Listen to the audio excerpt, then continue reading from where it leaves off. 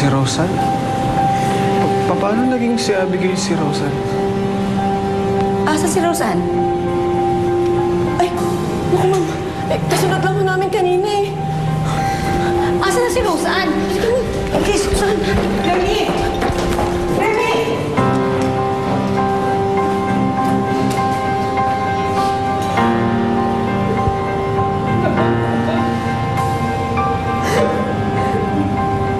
Paano nangyari na si Rosan tsaka si Abigail yung isa?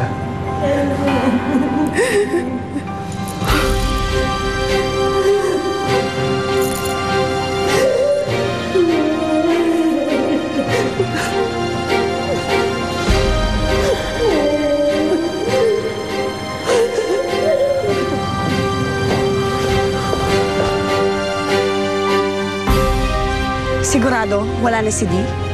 Wala na. Hindi na nga namin kailangan kumilos eh. Tapos na pala, halika na. Nadispatch na pala eh. Boss, quits na tayo ah. Quits! Sige, salamat. Thank you. Magkakapera na tayo! Yayaman na tayo, Jero!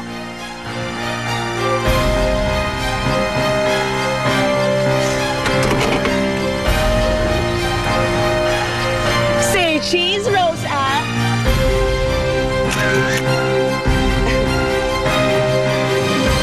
Sige, maraming salamat po. Kinuha na ng mga investigador yung video sa ospital. I-review daw nila, baka sakaling malaman kung sino dumukot kay Rosan. Tito Jerome po, si Tito Jerome. Hindi ako pwedeng magkamali. Sinabi ni Rosan, si Jerome ang bumaril. Kaya sigurado ko si Jerome din dumukot kay Rosan. Silang dalawa lang naman ni Jo. Bukod kay Ding, nakakaalam na si Abigail at saka si Rosan iisa, di ba? Di ba? Hindi na nila tinigilan yung bata. Uy, si Rosan, no? Remy.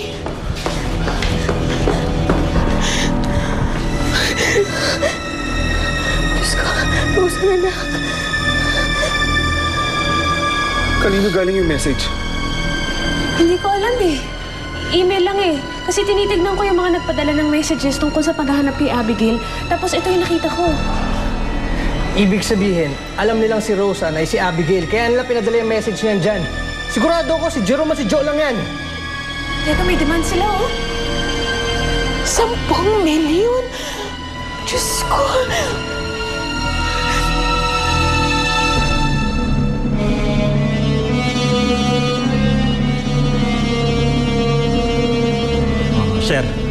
Sir, hindi ho si Jerome ang nakita ho namin sa CCTV camera na dumukot kay Rosan.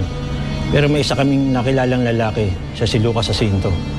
Kasama siyang pinansahan ni Joby Samis, kasama sa pagpiansa kay Jerome. Malinaw hong magkasabat silang dalawa at may isa po silang kasamahan. Sa ngayon pinatitignan ko na sa mga IT expert namin na kung saan pwedeng matrace ang exact location na kung saan pinadala niyo po ang email na tanggap niyo. Baka doon na makakuha tayo ng lead. Huwag pa mahanap ang mga suspect. Sige po.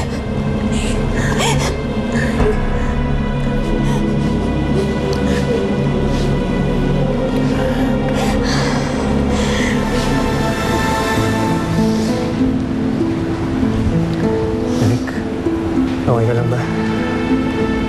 Ewan ko, hindi ko na alam eh. Alam mo, parang sobrang bilis ng mga pangyayari.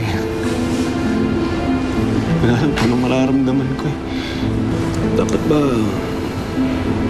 matuwa ako na nalaman ko na si Abigail tsaka si Rosan eh, isa. Pero nalulungkot din ako kasi nilayo ko yung loob ko sa kanya. Tapos naghiwalay ko pa sila ni Remy. Hindi pala siya yung tunay kong anak.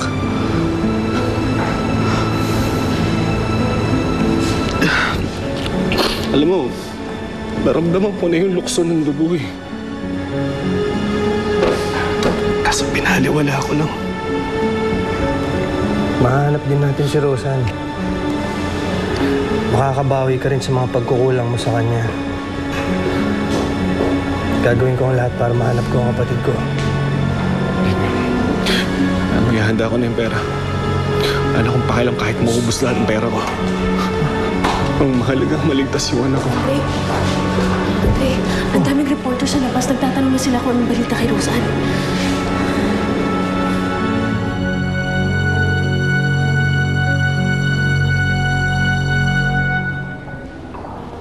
Maraming salamat po sa lahat ng mga nag-aalala kay Rosan.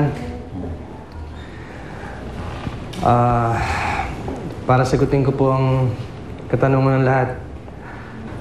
Totoo pong si Rosan at si Abigail ay isa. Siya po ang tunay kong kapatid. Pero dinuot po siya na at humihingi po ng 10 milyon ng mga kidnapper.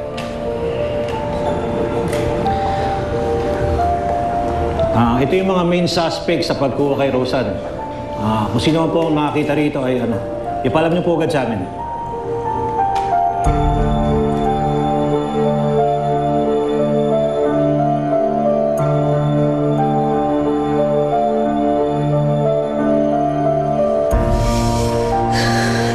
Hayop talaga yung Joe at saka Jerome na yan.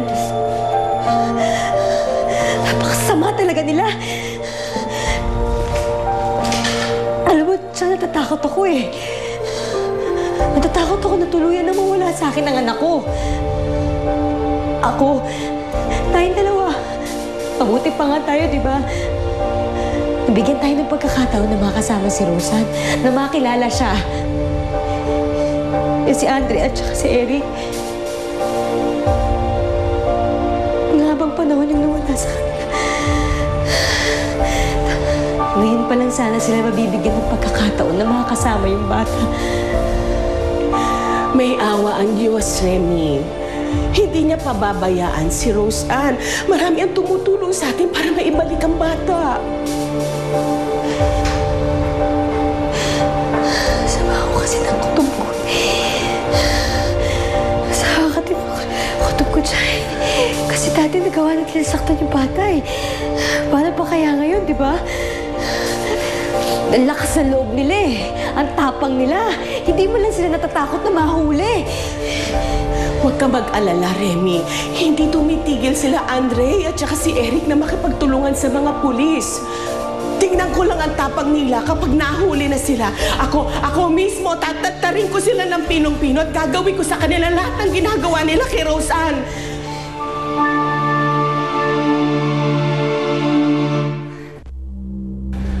Ano? Bilib ka ba sa utak ko? Ang galing ko, no? Alam mo, wala pa ako napanood sa sine niyan.